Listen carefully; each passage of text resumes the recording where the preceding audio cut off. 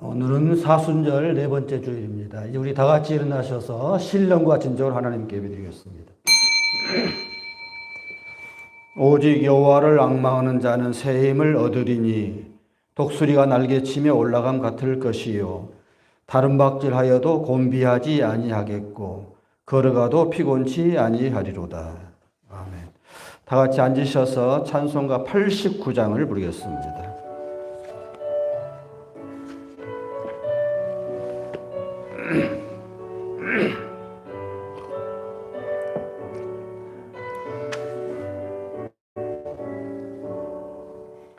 샤론의 꽃에서 나의 마음에 거룩하고 아름답게 피소서. 내 생명이 참 사랑의 향기로 건대마다 풍겨나게 하소서. 예수 사랑의 꽃 나의 맘의 사랑으로 피소서. 샤론의 꽃 예수 이 세상에서 어느 꽃과 비교할 수 있으랴. 나의 삶의 한결같은 은혜와 사랑으로 가득하게 하소서. 예수 샤론의 꽃 나의 맘의 사랑으로 피소서.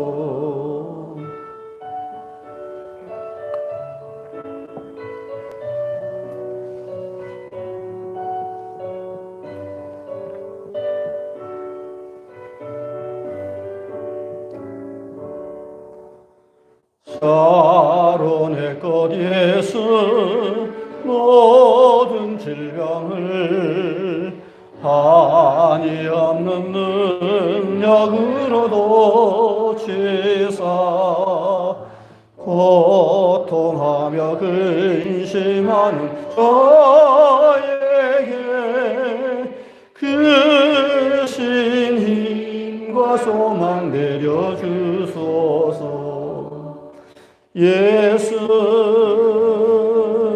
샤론의 꽃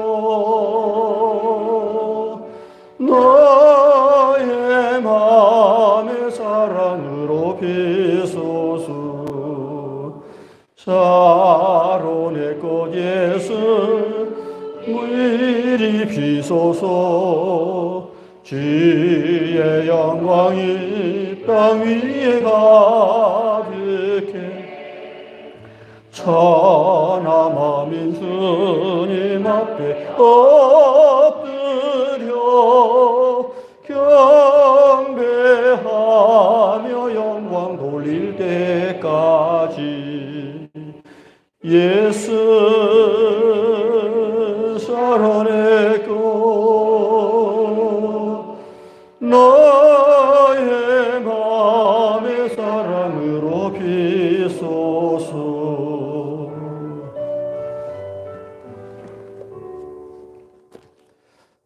교독문 50번을 교독하겠습니다.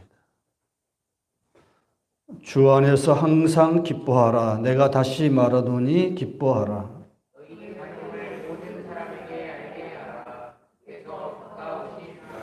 아무것도 염려하지 말고 오직 모든 일에 기도와 간구로 그리하면 모든 지각에 뛰어난 하나님의 평강이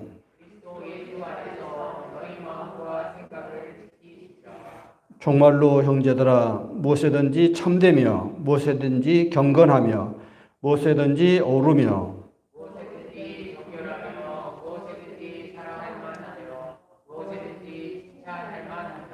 무슨 덕이 있든지 무슨 기림이 있든지 이것들을 생각하라.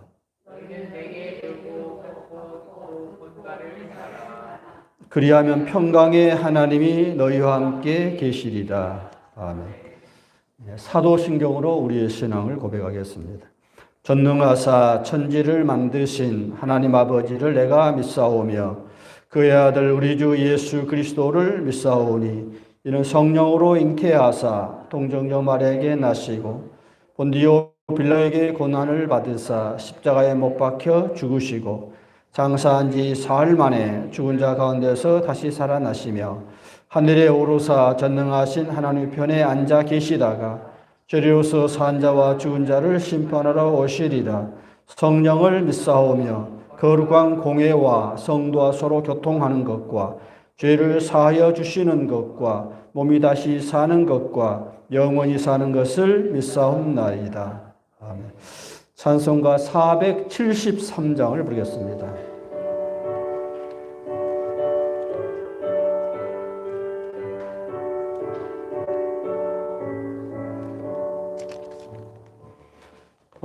내 마음속에 참된 평화 있네.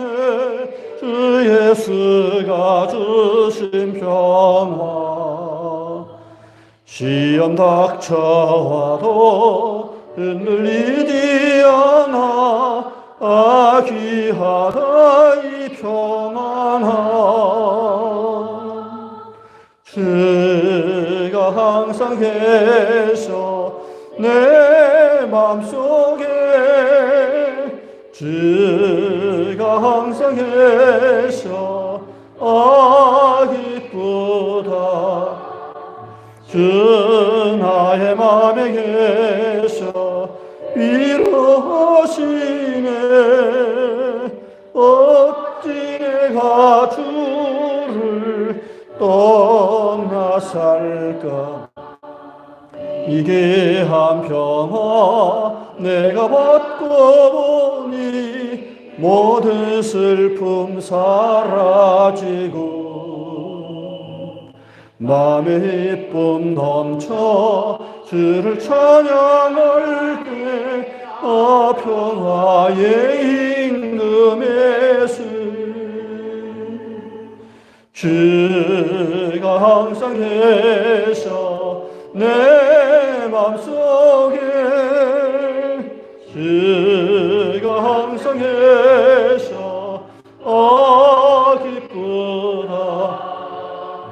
그 나의 마음에 계셔 위로하시네. 어찌 내가 주를 떠나 살까.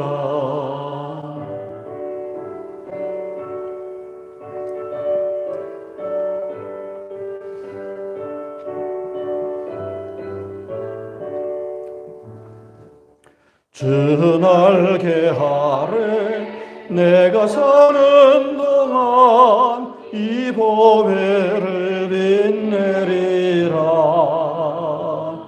마땅한 하리와 주를 만나 뵐 때 그 평화 영원하리. 주가 항상 계셔 내 맘속에. 그가 항상 계셔 기쁘다. 그 나의 맘에 계셔 위로하시네. 어찌 내가 주를 떠나 살까.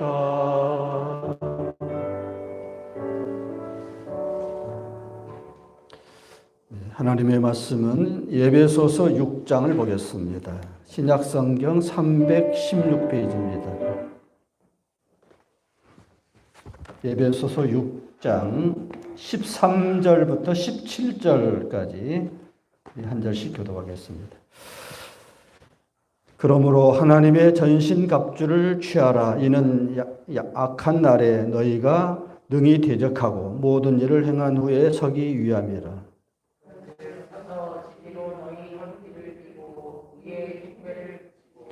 평안의 복음에 예비한 것으로 신을 신고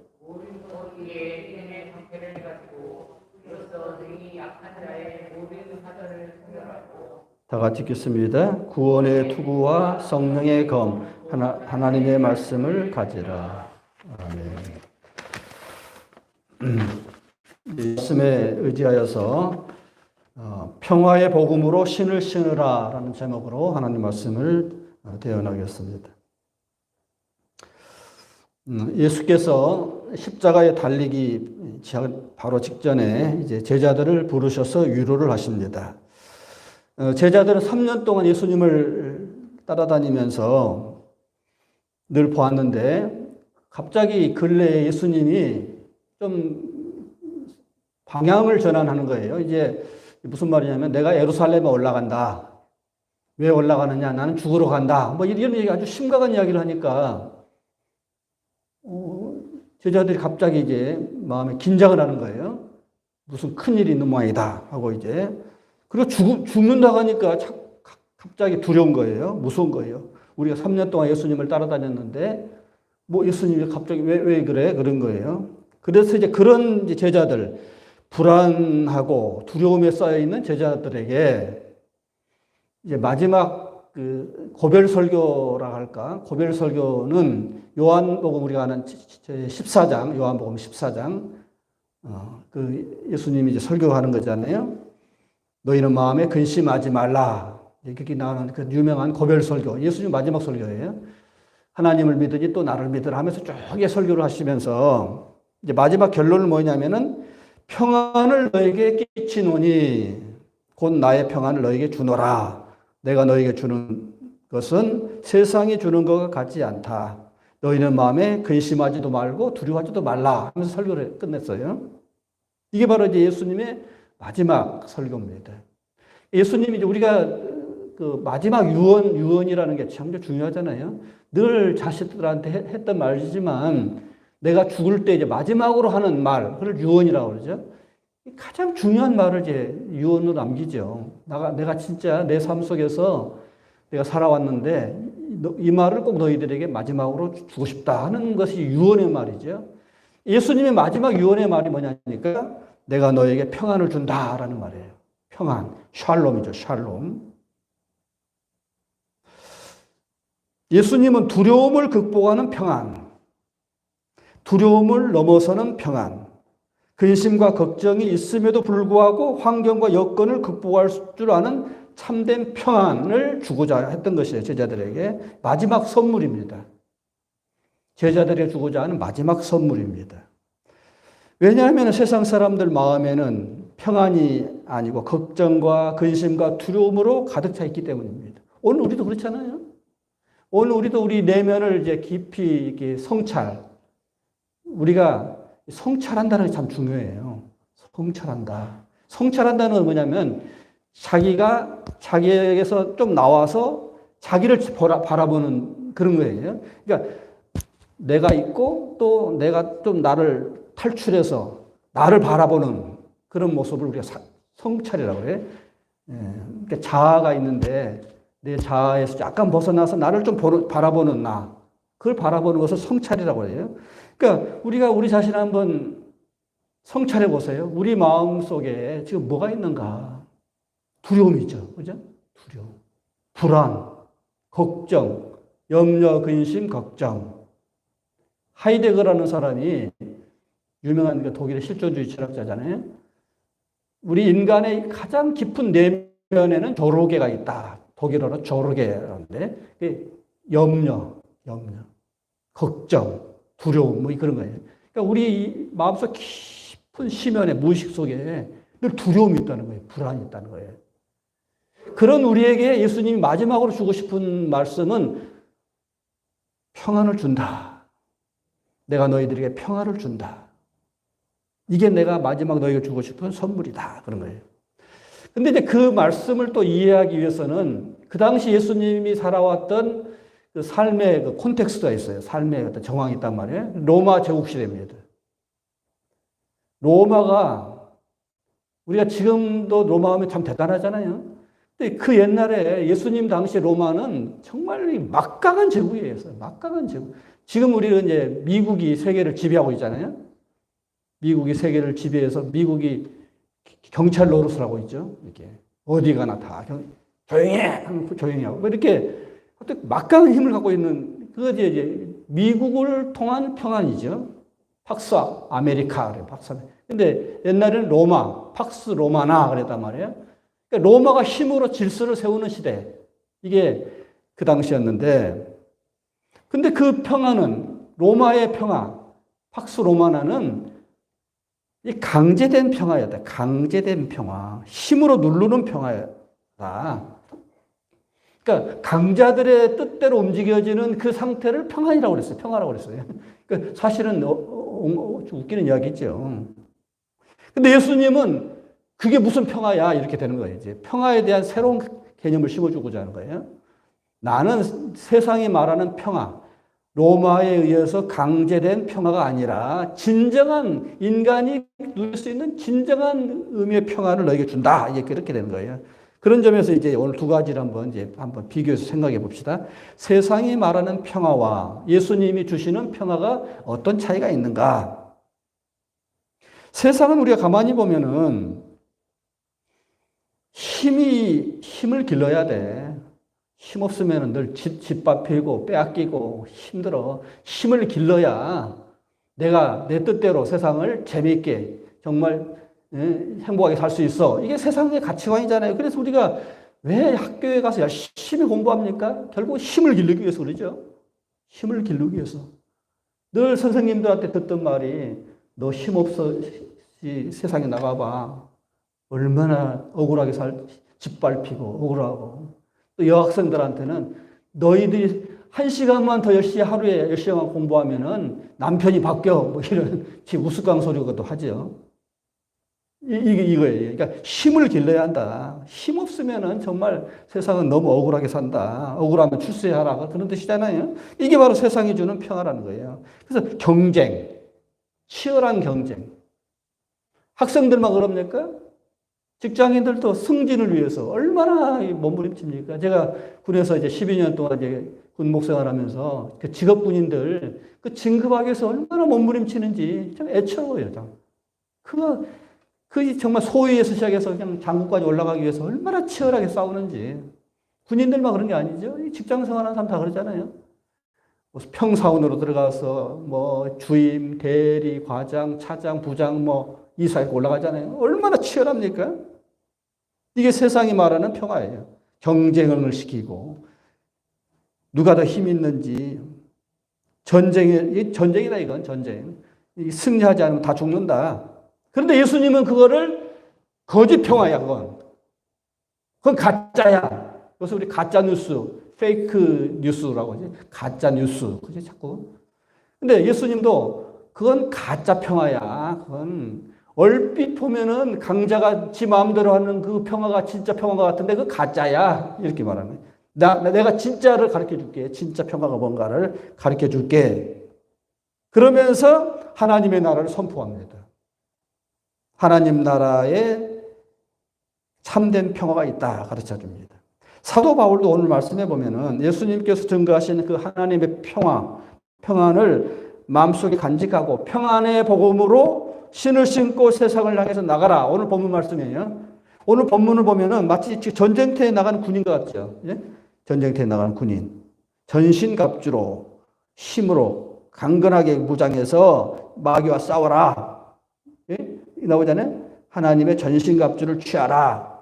또 의의 흉배를 붙이고 허리를 띠고 뭐 평안의 복음으로 신을 신고 믿음의 방패로 또 뭐 성령의 구원의 투구 뭐 이런 거 이거 굉장히 군인이 뭔가 무장된 모습으로 전쟁터에 나가는 것 같잖아요 지금.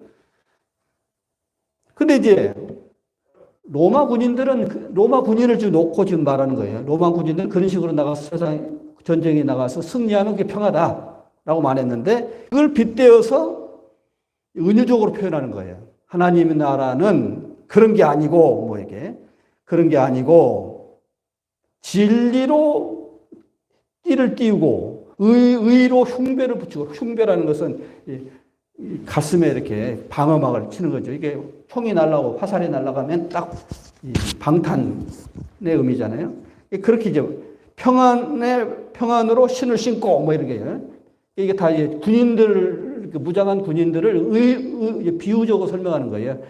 우리는 바로 이제 십자가의 용사로서 악과 싸우기 위해서 나선 군인으로서 로마 군인처럼 이렇게 무장해야 한다. 이러면서 평안의 복음으로 신을 신고 세상에 나가서 싸워 이겨야 한다. 이런 거예요. 이스라엘 사람들이 인사말이 샬롬이죠. 우리 잘 알다시피. 이스라엘 사람들 샬롬 그래요. 그건 이제 마치 어떤 느낌이냐면 우리가 안녕하십니까 그러잖아요. 우리 인사말이 안녕하십니까죠. 우리나라도. 근데 안녕하십니까는 밤새 안녕하십니까를 줄임말이에요. 그 말은 무슨 말이냐면은 밤새 무슨 큰 일이 다 항상 있었던 거예요. 우리나라는. 항상 우리나라는 5천년 역사에 960번 정도 전쟁이 있었다 하니까 그 1000번 있었잖아요. 그 5천년에 1000번 있었으니까 5년마다 한 번씩 변란이 있었어요. 우리나라. 그러니까 얼마나 많은 밤새 안녕하십니까란 말이 그 말이에요. 이 난리통에 당신은 안녕하십니까? 그 말이에요, 지금. 그러니까 이스라엘 사람들이 샬롬이라는 말과 우리말의 안녕하십니까는 거의 비슷해요. 그만큼 이스라엘의 역사도 우리가 구약의 이스라엘 역사를 보면은 얼마나 많은 전쟁이 있었는지. 이스라엘은 고대 그 옛날에 가장 강대한 나라라고 하는 이집트, 애굽 문명이죠. 이집트 문명. 또 뭐 이 바벨론, 이 메소포타미아 문명. 이라크, 그다음 페르시아, 이란, 그다음 그리스, 로마 이 세계를 한때 움직였던 대단한 강대국이잖아요. 그 한복판에 있어요. 그 한복판에 있으니까 항상 이 강대국이 싸울 때 중간에서 고래 싸움에 새우등 터지다고 막 전쟁에 휘말리는 거예요. 근데 우리나라가 마치 그래요. 우리나라가 지금 세계에서 최강대국인 미국, 그다음에 중국, 일본, 러시아 1, 2, 3, 4잖아요. 그 한 복판에 있어, 우리나라가. 우리나라도 이스라엘 역사하고 비슷해요. 늘 그러니까 우리가 밤새 안녕하십니까? 라는 말과 이스라엘 사람들 샬롬은 같은 맥락이에요. 그 정도로 늘 불안했다는 거죠. 늘 불안해하고 있다. 그래서 이스라엘 사람들은 늘 샬롬하고 인사를 했다는 거예요. 근데, 우리가 이제 샬롬 할 때에 세상의 큰 평화를 말할 때는 그런 이제 일반적으로 이제 말할 때 우리 말의 평화라는 말을 이제 평화라고 하고 큰 의미에서 평화라고 하고 밖에 이제 이런 것을 밖에서 이렇게 전쟁 나는 것에서 약간 벗어나는 것을 이제 평화라고 하고 내 마음속에 내면적인 평화를 이야기할 때는 평안이라고 해요. 평안. 그러니까 약간 뉘앙스가 좀 달라. 그러니까 밖으로부터 유혹으로부터 안녕한가는 평화를 이야기하고 내 마음이 지금 괜찮은가? 내 마음의 상태가 하는 것을 평안. 평안을 너에게 주노라. 평안을 이야기합니다. 그런 맥락에서 오늘 말씀을 풀어보겠습니다. 사도 바울은 하나님의 전신갑주를 입으라라고 말하면 전신갑주, 전신을 이렇게 갑옷으로 이렇게 무장한 상태를 전신갑주라고 표현해요. 하면서 첫째는 진리로 허리띠를 띄우라. 군인들이 이렇게 멜빵을 매잖아요. 근데 그거를 이제 빗대어서 진리로 우리는 허리띠를 단단히 매야 한다. 두 번째는 십자가의 의로 흉배, 가슴 막는 흉배로 삼아라. 적이 나를 이제 거짓으로 공격할 때 십자가의 의로 나를 지켜야 한다. 흉배로 나를 지켜야 한다. 그리고 세 번째는 신발을 신되 평안의 복음으로 준비된 신발을 신으라. 마치 군인이 군화를 신고 하는 것처럼 우리가 평안의 복음으로 이제 신발을 신으라. 이렇게 말하는 거예요. 그러면 이제 세상이 말하는 평화와 복음에서 말하는 평화가 어떤 차이가 있는가 한번 봅시다. 한번. 세상의 평화는 아까 금방도 말한 것처럼 타인을 짓밟고 내가 내 마음대로 하는 그 상태를 평화라고 그래요. 이게 굉장히 아이러니죠. 조그만 놈들 까불어 확 강제로 제압을 하고 상태로 내 마음대로 하는 것을 평화라고 그래요. 이게 세상이 말하는 평화예요. 되게 우리가 이제 힘을 길러 또 그래야지 네 앞에서 까부는 것들 다 제압하고 네 마음대로 살 수, 이게 평화라는 거예요. 세상이 말하는 평화는. 그러니까 세상이 말하는 평화는 타인을 짓밟고 빼앗고 그래서 내가 뭔가를 쟁취하고 내 마음대로 그냥 멋대로 살아가는 것을 평화라고 그래요. 세상이 말하는 평화를. 1980년대에 경제학자 분이 있는데 한 경제학자가 제로섬 소사이어티라는 책을 썼어요. 제로섬 소사이어티. 우리 많이 들었죠? 이런 말은 제로섬 이런 말은. 우리 사회가 제로섬이다. 제로섬이 뭐예요? 마치 노름판에서 내가 뭔가 100만 원을 땄으면 저 사람은 100만 원 이런 거죠, 지금. 그러니까 둘이 합쳐서 플러스 제로가 되는 거죠. 이런 거예요. 그러니까 노름판에서는 아무리 해봐야 플러스 마이너스 제로예요. 이런 걸 제로섬이라고 그러죠. 마치 세상은 그렇다. 남의 것을 빼앗는 만큼 내게 이득이고. 그러니까 제국주의, 우리가 세계 선진국 강대국들을 보면 다 제국주의들인데, 영국, 대영 제국, 미국 제국, 일제, 일본 제국, 제국주의라는 건 뭐냐면은 남의 나라에 가서 등쳐먹는 거거든요. 이게 쉽게 말하면 도둑질해 먹는 거예요. 그러니까 그렇게 해서 세계 강대국이 됐어요. 근데 우리나라만 유일하게 그런 제국주의가 없는 상태에서 10대 강국이 들어갔어요. 참 묘한 거예요. 이게 우리가 정말 이거 하나님 은혜입니다. 이거 남의 나라에 가서 등쳐먹고 강대국이 되지 않는 유일한 나라예요. 우리는 그냥 피땀 흘려서 수출해가지고 이룬 정말 대단한 나라죠. 정말 대단한 나라. 근데 아무튼 다른 나라들은 되게 남의 것을 빼앗아가지고 강대국이 된 나라예요. 그러니까 세상은 다 그러하다. 남의 불행은 나의 행복, 뭐 이런 거예요. 그래서 이제 세상은 내가 네 것을 뺏어서 내가 잘 먹고 잘 살 거야. 이게 이제 평화라는 거예요. 세상이 말하는 평화. 스포츠도 그렇죠. 스포츠도 제로섬이죠. 우리가 이번에 이란하고 이제 2대0으로 이겼는데 참 통쾌하더라고요. 이란이 아시아 최강이거든요. 아시아 축구에서 최강이에요. 그 이란을 우리가 참 11년 만인가 꺾었다 온 것 같은데 하여튼 그렇게 강대한 나라인데 이번에 2대0으로 이기니까 우리나라는 그냥 열광이 환호성을 질렀잖아요. 근데 반면에 이란은 어떻게 했어요? 초죽음이죠. 이게 제로섬이에요. 제로섬. 남의 불행은 나의 행복 이런 거예요. 이게 제로섬인 거예요. 이게 스포츠도 그렇고 전쟁도 그렇고 스포츠만 그럽니까? 지금 우리 러시아가 우크라이나를 지금 침략에 들어갔는데 이 푸틴이 꿈이 뭐냐면은 옛날 소비에트 연방, 우리가 흔히 말하는 소련으로 돌아가고 싶은 거예요. 옛날에는 우리가 미국하고 거의 대등하게 이 쌍벽을 이루고 그냥 큰 소리 쳤는데 전부 그냥 미국이 분열 정책을 통해서 다 분열시켜버렸거든요. 다 그냥 독립해버렸어요. 그 중에 제일 알짜가 우크라이나예요. 우크라이나. 옛날에는 소련이 지배하던 나라인데 다. 그러니까 옛날로 돌아가고 싶은 거예요, 지금. 지금 이제 벌써 한 달이 넘었는데 엄청나게 서로 피해가 있잖아요. 이런 거예요. 그러니까 전쟁이죠, 전쟁. 정말 제로섬 전쟁이죠. 스포츠, 기업도 전쟁이죠. 이건 정말 전쟁터지요. 외교도 전쟁터고. 아무튼 이렇게 세상은 다 적자 생존의 전쟁터로 여기서 적응하는 사람만 생존하고 약육강식이 되는 거죠. 그래서 약 무너지고 강자는 더 강해지고 이게 세상이 주는 평화다. 근데 그런 전쟁은 국가 간의 전쟁만 그런 게 아니죠. 가정에서도 전쟁이죠.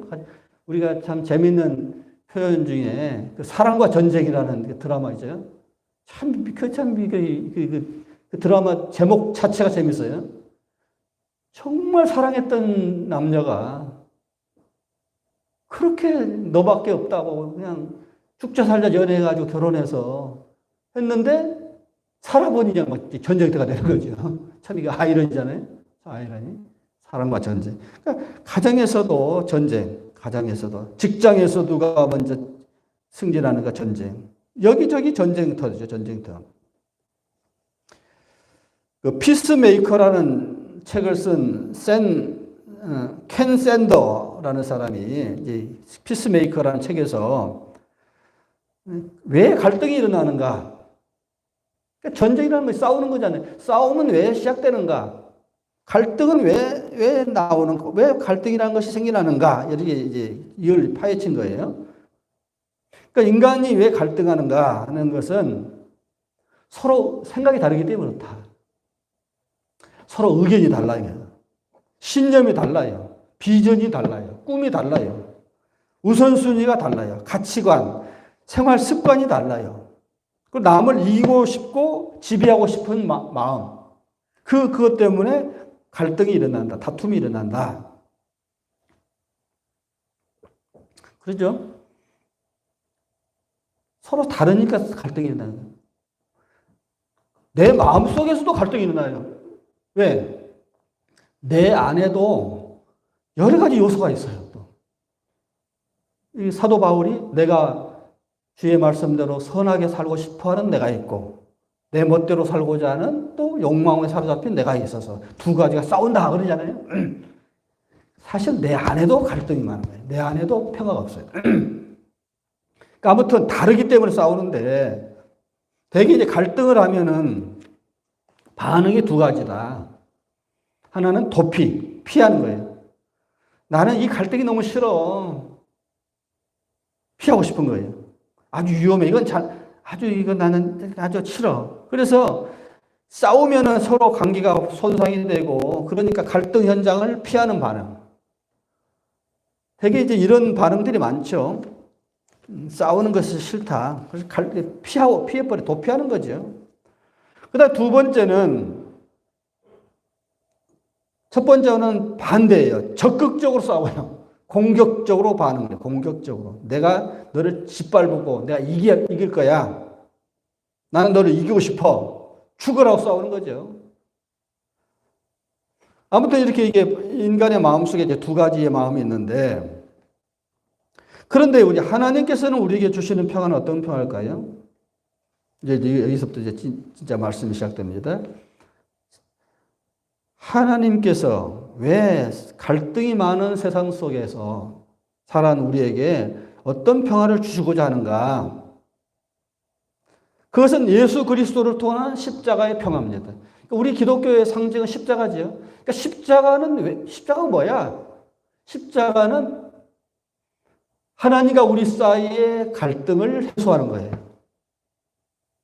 또 나와 타인과의 갈등을 해소시키는 거예요. 그리고 내 안에 있는 수많은 갈등들을 해소하는 거예요.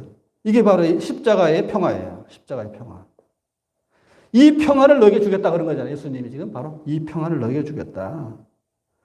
하나님이 주시는 이 평화를 만나면 기쁨은 배가 되고 슬픔은 절반으로 줄어듭니다. 세상의 평화는 남의 행복이 나의 불행이 된다는 잘못된 피해의식이 있는데, 예수님이 주시는 평화는 너도 좋고 나도 좋고 그런 거예요. 같이 좋은. 그래서 이제 우리가 세상이 추구하는 그 평안을 과감하게 끊어버리고 내가 주는 평안을 한번 맛봐라 하는 것이 예수님이 주시는 평안의 복음입니다. 예, 그렇다면 예수님이 우리에게 주시는 평안의 복음이 뭘까요? 이제 봅시다. 세상이 주는 평안은 끊임없는 비교에서 나와요. 이게 무슨 말이냐면 우리가 왜 싸웁니까? 왜 스스로 불행합니까?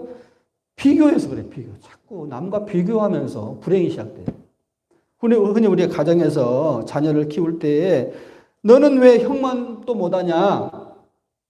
너는 왜 이웃집 누구누가 또 못하냐? 쟤는 저렇게 공부 열심히 하고 저렇게 잘하는데 너는 왜 그러냐? 자꾸 비교하죠, 이게. 비교예요. 자꾸 비교한단 말이에요. 비교해서 이런 갈등이 시작되죠. 근데 우리 가만히 봅시다.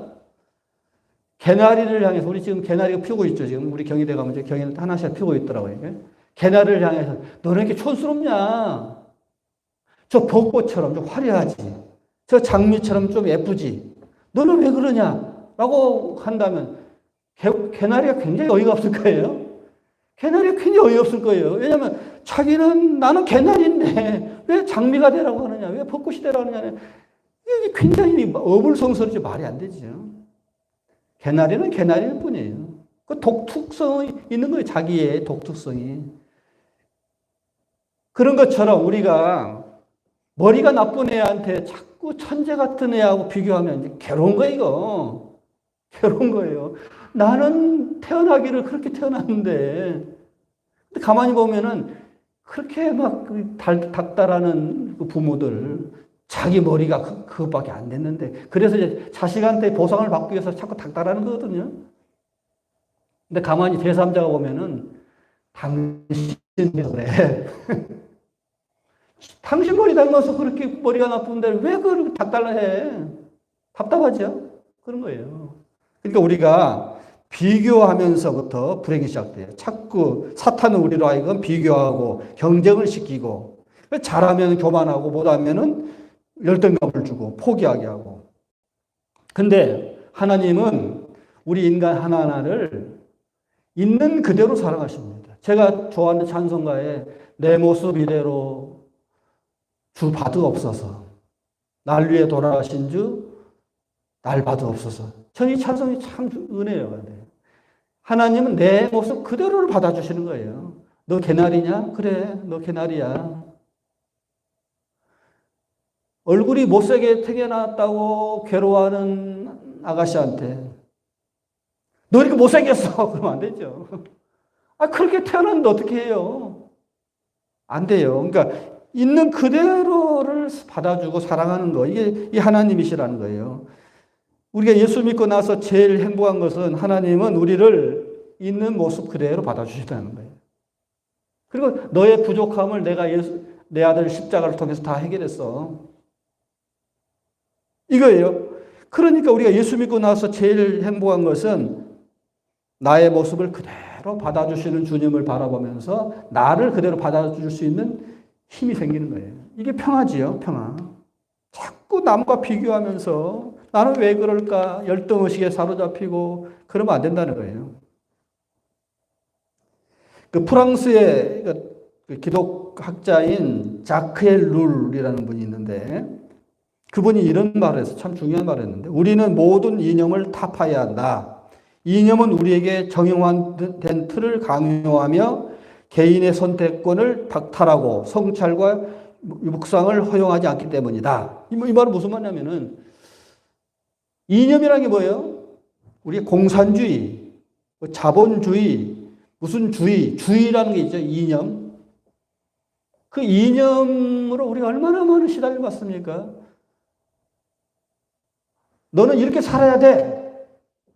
이게 이제 어떤 그 사회가 우리에게 강요하는 어떤 가치관이죠. 그 틀 속에 우리를 가둬놓고 거기에서 약간 벗어나면 너 빨갱이 아니야 너? 너 뭐 아니야? 이런 식으로 자꾸 이제 이렇게 하지 말라는 거예요. 그 그리스 신화에 보면 프루크루스테스라는 괴물이 있는데 그 괴물은 지나가는 사람마다 너 이 침대에 누워봐 해놓고는 침대보다 더 크면은 다리를 잘라버리고 침대보다 작으면은 다리를 늘려 기어이 그 침대에 맞추려고 하는 이상한 괴물이에요. 마치 그러하다는 거예요. 지금도 우리가 지금 이념 전쟁하고 있죠. 북한하고 남한이 이념 전쟁. 남쪽에서는 빨갱이는 다 죽여야 한다 하고 북쪽에서는 또 뭐 이게 반동분자 다 잡아 죽여야 한다. 이 똑같은 이야기야 다. 어떤 이념의 틀에 우리를 딱 가로해 놓고는 거기에 따라서 우리를 이렇게 맞추려고 하는. 근데 우리가 국가 간에만 그렇습니까? 우리 개인도 그래요. 부모님의 가치관에 의해서 자식들을 그렇게 틀에 딱 맞춰놓고 너 여기서 꼭 맞춰야 돼. 여기서 갈등이 시작되죠. 갈등이 시작되는 거예요. 그러니까 그러지 말라는 거예요. 개성을 존중해서 얘는 뭐가 뛰어나고 뭘 잘하고 뭘 좋아하고 다 놔두라는 거예요. 그 사람은 그 사람대로 살아가도록. 그래서 요새 좀 어려운 말로 포스트 모더니즘 사회라는데 포스트 모더니즘이라는 것은 모더니즘 그 이후 시대에 그 말이에요. 포스트라는 건 그 이후라는 게. 그 모더니즘 있었을 거 아니에요? 모더니즘이라는 것은 어떤 가치관에 따라서 거기에 맞춰 살아야 한다는 것이 다 모더니즘이에요. 근데 포스트 모더니즘은 모더니즘이 말하는 그 틀을 다 깨부수고 한 사람 한 사람 개성에 있는 사람들이 다 떠들도록 놔두라는 거예요. 개나리는 개나리가 되게 하라. 왜 장미로 만들려고 하느냐. 이런 거예요. 근데 우리는 가만히 보면은 다 고정 틀이 있어요. 상대방을 내 틀에 맞추어서 바꾸려고 그래. 아내는 남편은 아내를 자기 틀에 맞게 만들려고 그래. 그러니까 부부싸움이 되지. 좀 가만히 우리 갈등을 한번 보세요. 자기 생각대로 그 사람을 만들려고 하는 거예요. 당신 왜 그래? 저쪽에서 어이가 없는 거죠. 서로 그런 거예요. 그래서 갈등이 시작되는데 그러지 말라는 내 모습 그대로 받아주라는 거예요. 내 모습 있는 그대로. 하나님도 그러시잖아. 당신도 좀 그렇게 해줬으면 좋겠어. 이게 이제 그 말이에요. 그래서 자꾸 어떤 틀에 맞추어서 어떤 사람을 맞추려고 하지 말고 그 사람의 개성을 존중해서 내버려 둬라. 이게 포스트 모더니즘이에요. 쉽게 설명하면 아주 이제 거칠게 표현했지만은 그런 느낌이에요. 그러니까 우리는 이미 그런 시대에 살고 있어요. 지금은 우리 기독교가 지금 왜 몰리고 있느냐면은 세상이 이미 포스트 모더니즘으로 가고 있는데 옛날에 고리타 도리에 모든 사람을 꽉 막혀놓고 여기서 조금만 벗어나면 너 뭐 잘못됐어. 너 이단하냐 이렇게 물어서면은 세상 사람들 볼 때는 골통들이에요. 골통들이. 세상이 이렇게 변했는데 그 옛날 중세시대에 맞춰서 우리를 살라고 하느냐.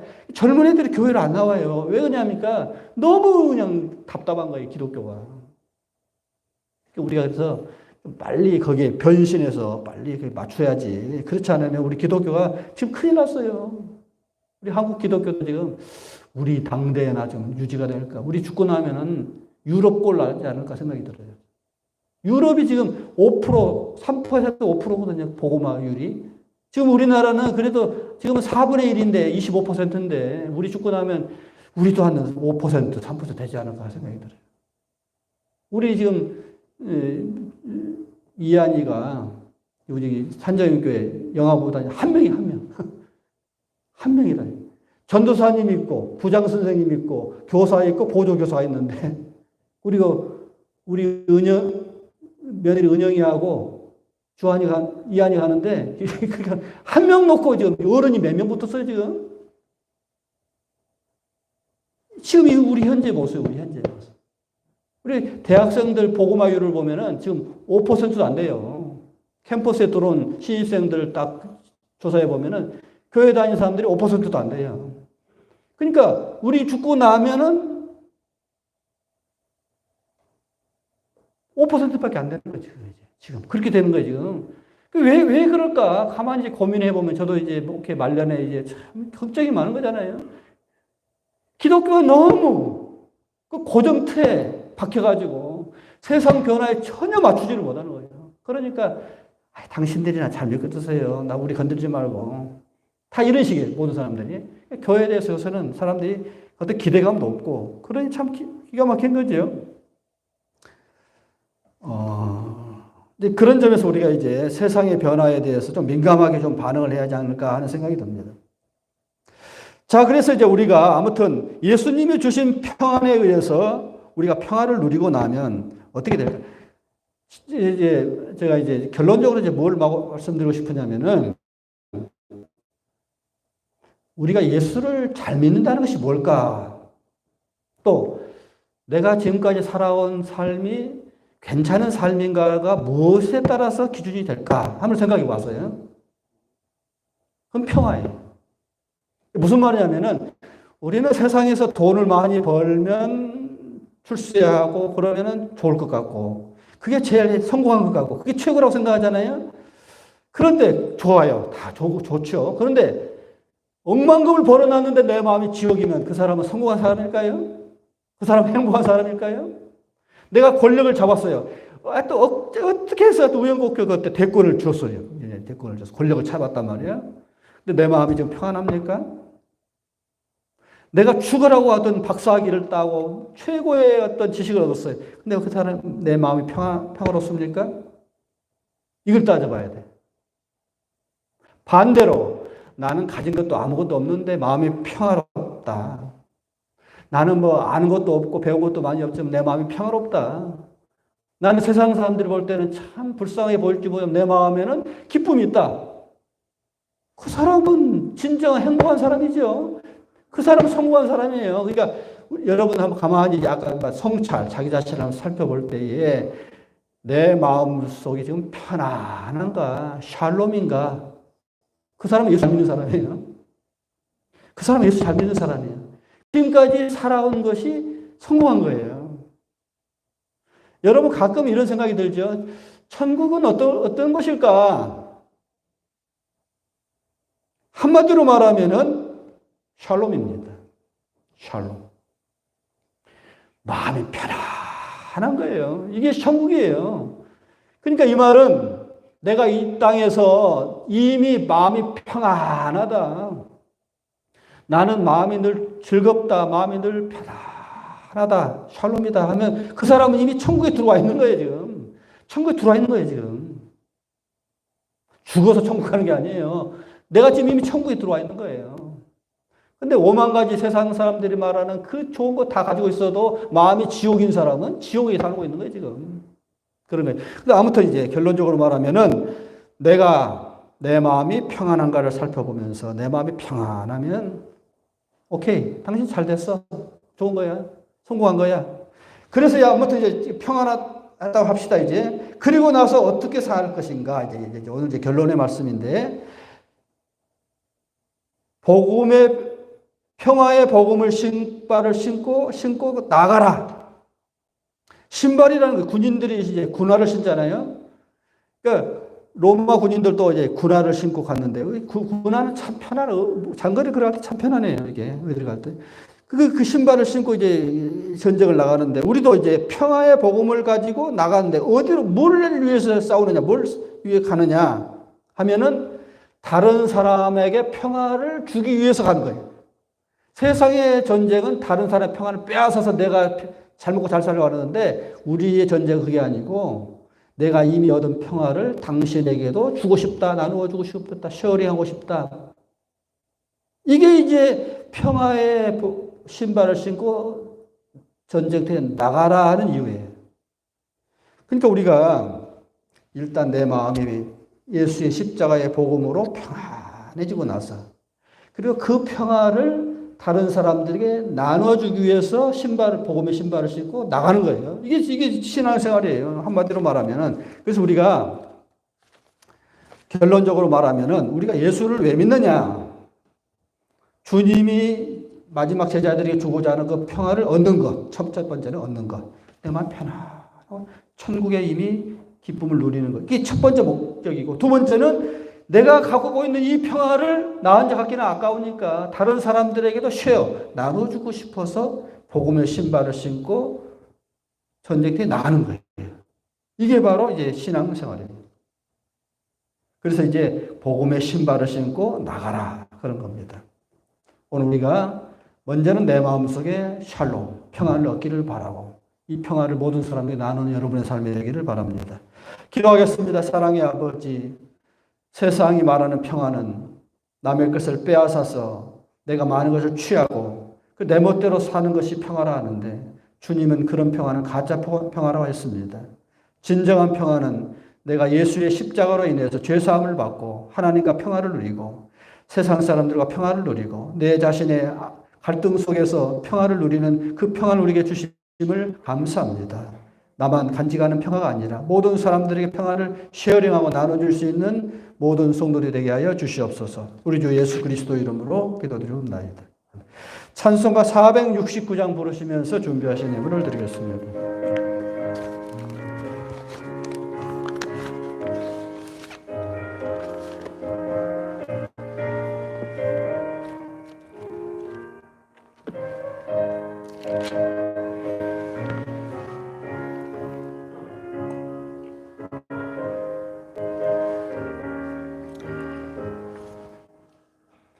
내 영혼의 그 깊은 데서 맑은 가락이 흘려나네. 하늘 걱정가 언제나 흘러나와 내 영혼을 거에 싸네. 평화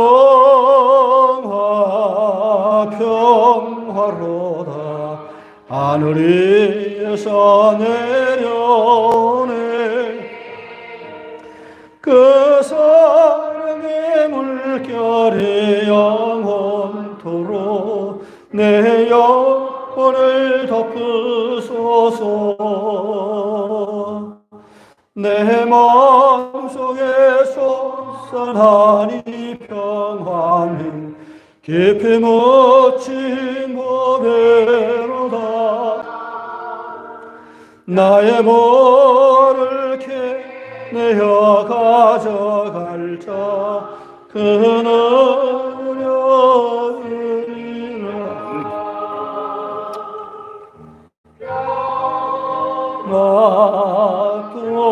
낙동하로다. 하늘 위에서 내려오네.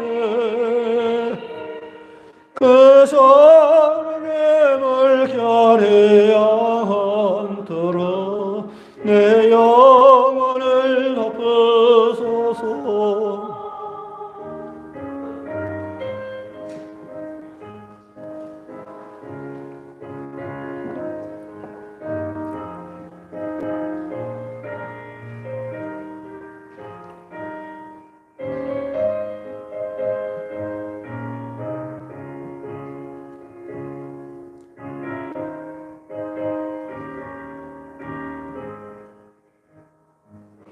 내 영혼의 평화가 넘쳐나니 주의 축복을 받음이라.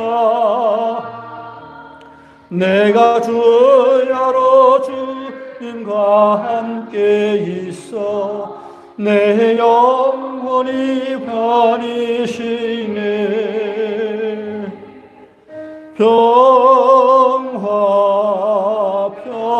평화로다. 하늘 위에서 내려오네. 그 사랑의 물결이 영원토록 내 영혼을 덮으소서. 이 땅 위에 험한 길 가는 동안 참된 평화가 어디 있나. 우리 모두 다 예수를 친구 삼아 참 평화를 누리겠네.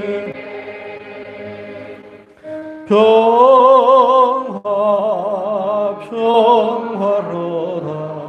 하늘 위에서 내려오네.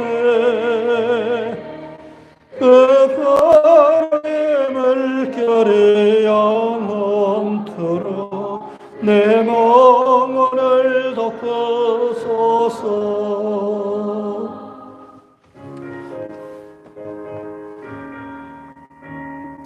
기도하겠습니다.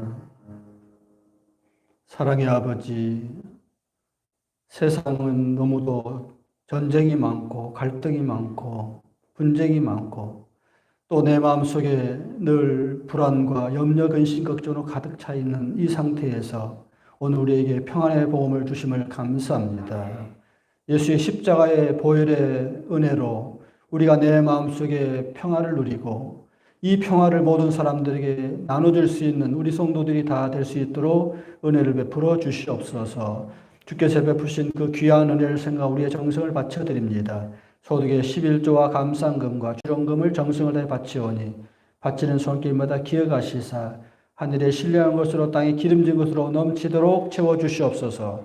이제는 평화의 사도로 오신 우리 주 예수 그리스도의 무한하신 은혜와 하나님의 극진하신 사랑과 성령의 감동과 충만하신 역사가 그리스도의 평안을 모든 사람들에게 전하기를 원하는 사랑하는 모든 교우들 머리 위에 이제와 영원토록 함께 하시기를 간절히 축원하옵나이다.